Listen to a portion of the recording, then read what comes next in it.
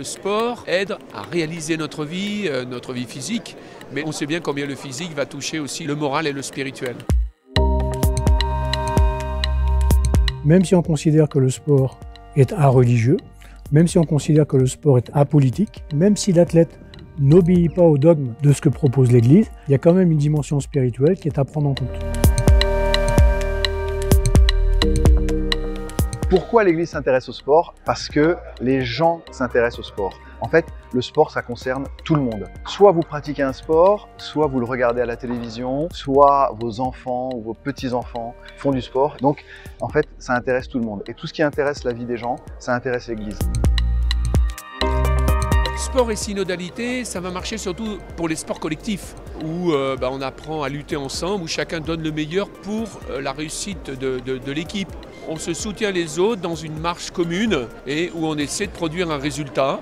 Alors évidemment dans le sport ça va être de gagner un match, mais dans l'église aussi de réussir ce que le Christ nous demande, porter la bonne nouvelle dans le monde, mais ce n'est qu'ensemble qu'on peut le réussir. Dans le sport, on a tous une équipe qu'on soutient ou un champion qu'on soutient. Et quand il a gagné, on est content, c'est nous qui avons gagné. Je fais l'hypothèse que toute blessure est heureuse. C'est-à-dire que c'est à ce moment-là où quelque part on peut être en contact avec ce que j'appellerais les dimensions authentiques de la personne. Ça ne veut pas dire que quand le sportif est en situation de réussite, il ne côtoie pas le spirituel. Simplement, dans ces cas-là, il se trouve démuni des mots pour pouvoir donner du sens à ce qui se vit. Il est presque en dehors de son corps. L'extase de la performance se suffit à elle-même. Le sport, c'est à tout âge. Vous allez aujourd'hui dans une maison de retraite et il est proposé aux personnes âgées de se retrouver pour faire un peu de gymnastique d'entretien. Et puis on sait très bien que quand on est petit, on peut commencer aussi très tôt à faire un peu de gymnastique par le jeu. Il y a un lien très fort d'ailleurs entre le sport et le jeu. Mais non, le sport à tous les âges de la vie.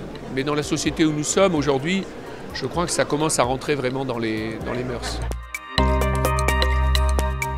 Jésus est un très grand sportif. Il n'arrête pas de marcher. Dans l'Évangile, on le voit aller de village en village, rencontrer les gens, marcher, marcher et encore marcher. Et en plus de ça, c'est un excellent entraîneur. Il a choisi des personnes très différentes pour faire une magnifique équipe.